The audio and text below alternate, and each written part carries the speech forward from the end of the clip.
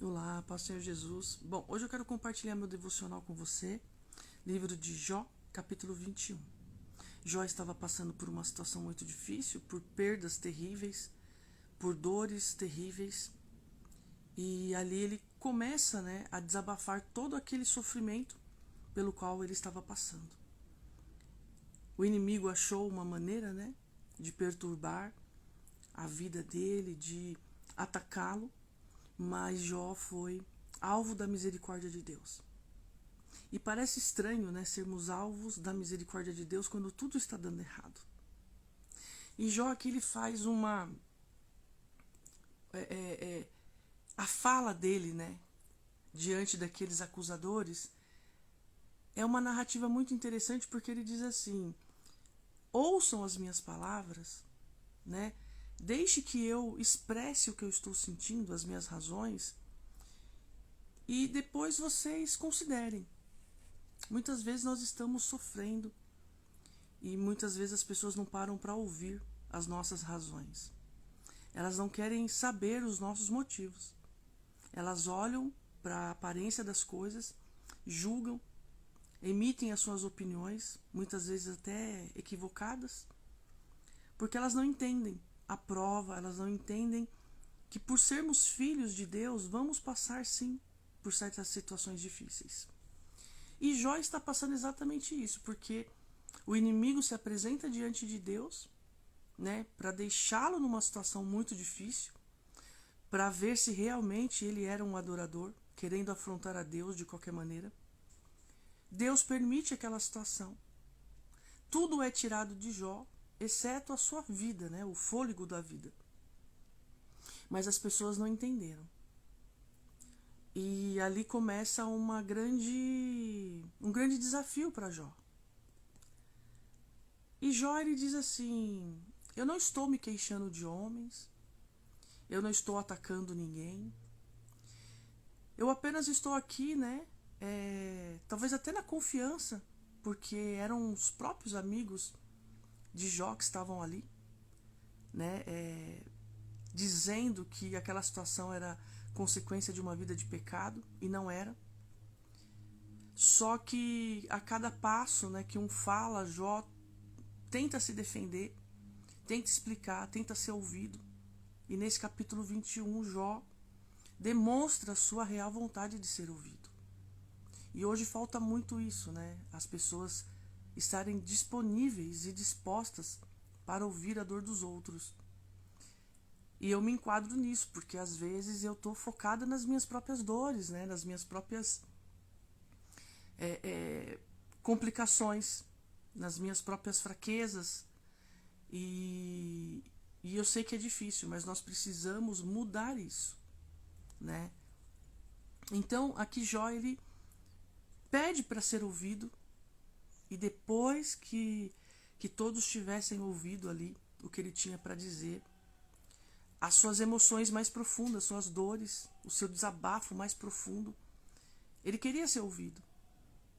Ele queria colocar em palavras aquela dor, aquele sofrimento, aquela angústia, o seu desespero. Ele queria verbalizar, mas ele não estava tendo espaço. É óbvio que o texto ele não fala exatamente isso, mas eu fico imaginando qual seria essa cena. Esse desejo incontrolável de falar, de se expor sem julgamentos, sem pré-julgamentos, sem pré-conceitos da parte das pessoas, principalmente, às vezes, e talvez muitas vezes, da parte daqueles que são próximos. E que por olharem uma situação acabam deduzindo que é consequência de uma vida de pecado, e talvez não seja. Então ele diz assim: olhai para mim e fiquem pasmos, e ponde a mão sobre a boca. Como assim? Uau! Tipo, olhem para mim, olhem para mim. Não olhem para o que está acontecendo. Não olhem para minha enfermidade, não olhem para o meu corpo, não olhem para minha lepra, não olhem para o meu pecado. Olhem para mim, no todo. Me enxerguem, dá essa sensação. Eu, pelo menos, tenho essa sensação. E ele aqui ele está perturbado, porque ele diz assim no versículo posterior: quando eu me lembro disto, né, ele olhando para si mesmo, ele diz que a carne dele, né, fica sobressaltada de horror. Então eu fico imaginando a dor desse homem por tudo que aconteceu, né, com ele e com tudo que isso repercutiu no outro, diante dessas pessoas que o acusavam ali. Perfeito, santo? Não sei, Deus se agradava dele, Deus o amava, né? Mas os amigos não estavam entendendo. E ele fala algo no capítulo 7 que é muito interessante. Ele diz assim: por que razão vivem os ímpios e envelhecem e ainda se robustecem em poder? Então ele começa a querer chamar a atenção daquelas pessoas. Ele fala assim: olha, vocês acham que os ímpios estão vivendo uma boa vida, né? Que eles estão robustos e fortes e prósperos só porque eles são bons, porque eles não têm pecado? Então ele tenta fazer um contrassenso ali. Vocês estão falando que eu estou nessa situação por causa do pecado, mas vocês realmente acreditam que os ímpios, que essas pessoas que estão vivendo em paz, a família saudável, né? Porque ele fala assim: olha, o trabalho deles vai de bem a melhor, né? As crianças crescem, né? Ele diz assim: olha, as suas casas têm paz, sem terror algum, sem temor, a vara de Deus não é sobre eles. Então, assim, vocês acham mesmo que essa boa vida, vocês acham mesmo que o fato de estar tudo bem, né, nessa aparência, é algo vantajoso? Vocês acreditam nisso? E vocês acreditam realmente que porque eu estou enfrentando tudo isso é porque eu pequei? Em outras palavras, né, eu tô compreendendo essa mensagem, né? Estou absorvendo essa mensagem no meu coração, estou aplicando para mim e compartilhando. Porque muitas vezes a gente vê a nossa vida, né, de uma forma fracassada, de uma forma limitada, de uma forma que parece que não está prosperando, parece que a paz fugiu do nosso coração e e o inimigo, na verdade, começa a colocar mentiras no nosso coração e nós temos a sensação, uma falsa impressão de que Deus não é conosco, mas Ele é. E quando eu li esse texto eu fiquei pensando, às vezes a gente compara, né? A gente fala assim: poxa, aquela pessoa não busca Deus, aquela pessoa não ora, aquela pessoa não lê Bíblia e tá lá no conforto, a sua casa é de paz, os seus filhos crescem, tá dando tudo certo para aquela pessoa. E eu que oro, né, que me consagro, né, que tento levar uma vida para Deus, que renuncio o pecado, que abro mão das coisas. Poxa, parece que minha vida não anda.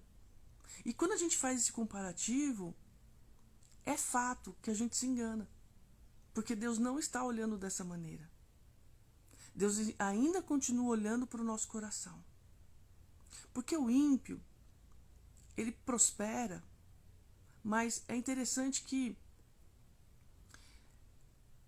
muitas vezes coisas boas estão acontecendo e Deus não está efetivamente naquele negócio. Então, assim, no versículo 16, Jó, ele fala uma coisa assim que eu falei assim: meu Deus, a gente às vezes não para pensar isso, né? Porque ele diz assim: vede, porém, que a prosperidade não está nas mãos deles. Ou seja, tudo isso que eles estão conquistando, vivendo, se alegrando, festejando, na verdade, nada disso depende deles. Deus permite. Tudo é Deus. Porque do mesmo jeito que Deus prosperou durante muitos anos a vida de Jó, e depois Deus decide permitir que Jó passasse por aquela situação, talvez até para ensinar esses ímpios, esses julgadores, esses acusadores, de quem realmente é o Senhor. Então Jó fala assim, ele começa, né, a falar dele, que ele quer ser ouvido, ele quer expor ali aquela situação, porque realmente ele está passando momentos muito difíceis. E ele até amaldiçoou o dia que ele nasceu. Então eu fico imaginando o tamanho dessa dor para um homem que verdadeiramente crê em Deus. Só que eu penso que Deus queria levar Jó para um lugar mais profundo, para uma relação mais intensa, para uma relação mais sobrenatural. E mesmo diante dessa situação tão terrível, Jó não se cala, ele argumenta, ele expõe as suas fraquezas, ele não se deixa levar por aquelas pessoas falando ali o tempo todo contra ele. Isso não definiu quem é Jó, as opiniões dos amigos. E de alguma forma ele reconhece a soberania de Deus. Concordando ou não, entendendo ou não, mas uma coisa, Jó deixa muito claro em todas as suas falas, que Deus é poderoso, que ele está angustiado, que ele está que ele não quer mais viver, enfim, ele começa ali todo um desabafo, né? E é natural, porque a dor é algo muito difícil para os seres humanos. E ele diz aqui assim também que jamais ele tomaria conselho com gente ímpia. Ou seja, por mais que ele estivesse passando aquela situação, mesmo que ele não entendesse nada, como de fato talvez não estivesse entendendo, só soubesse que Deus é poderoso, então se ele decidiu dessa forma, ok. Porque ele não sabia o desfecho da situação. Mas ele se manteve fiel. Ele não pecou contra Deus. E ele não permitiu que aquelas falas, que aquelas vozes definissem quem Jó de fato era em seu coração. E o inimigo perdeu essa batalha. Sabe, eu aprendo com essa situação que não importa o tamanho da nossa luta, que não importa a circunstância pela qual estamos passando. Nunca, jamais devemos pedir conselho para pessoas ímpias. Quem são esses ímpios? Pessoas que verdadeiramente não têm vida com Deus. Porque quem tem vida com Deus vai te falar da palavra, vai te exortar na palavra, vai te aconselhar na palavra, vai te aliviar pela palavra, vai te abençoar pela palavra. E os ímpios talvez até usem a palavra, mas de uma forma, de uma opinião pessoal, daquilo que eles acham, como esses camaradas que falavam a respeito de Deus, que falavam sobre Deus, mas não num coração em Deus. Porque o coração de Deus não estava acusando Jó. Pelo contrário, estava trazendo uma situação para a vida de Jó para hoje nos ensinar lições preciosas. Como essa, que muitas vezes a gente vai olhar para a vida de alguém, vai ver tudo bem, vai ver tudo lindo, e a gente vai olhar para a gente e vai falar assim, poxa, mas eu sirvo a Deus e por que está dando tudo errado? Não está dando tudo errado, está dando tudo certo. É que a nossa perspectiva é uma perspectiva humana. Porque se Jó soubesse do último capítulo, será que ele teria reclamado? Não. Mas Deus ele vai nos experimentando. Deus ele vai nos colocando em situações, né, para que nós possamos vencer o dia mal, para que nós possamos dar uma resposta satisfatória a tudo isso que ele fez por nós, a cruz, Jesus, a salvação, sua graça, favor imerecido, porque Jó experimentou a graça, entende? Então, quando as pessoas falam mal de nós e quando parece que tudo vai mal, a gente tem que se lembrar de Jó. E mesmo no nosso desabafo ali sincero, que seja um desabafo na presença do nosso Pai, que nós não venhamos a perder tempo falando com pessoas, desabafando com pessoas, nos aconselhando com pessoas, que nós possamos abrir o nosso coração e desabafar diante de Deus, porque Ele nos entende.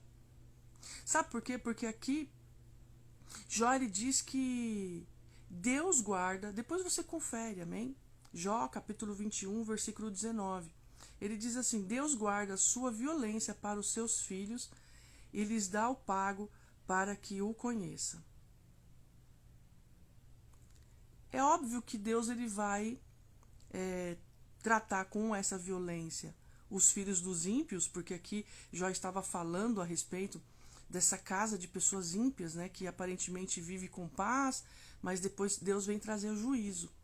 E aqui ele está falando de geração em geração, né? E uma hora Jesus volta. E os filhos que não foram ali educados na lei do Senhor vão perecer também, né? Mas quando eu leio esse versículo, eu fico pensando lá em Hebreus, capítulo 12, que Deus, ele disciplina os seus filhos. Deus, ele às vezes permite que aconteçam coisas assim, para forjar mesmo o nosso caráter. Para ver até onde a gente aguenta na prensa. E nós precisamos aguentar a prensa, a tribulação. Nós precisamos aguentar a enfermidade. Colocar o nosso coração diante de Deus, mas, sabe, de uma forma que não venha ser uma murmuração. Porque às vezes a gente reclama muito, né? E a gente parece que não observa que tem pessoas piores, em situações piores. Então, que a nossa força, o nosso restinho de força, seja para glorificar esse Deus.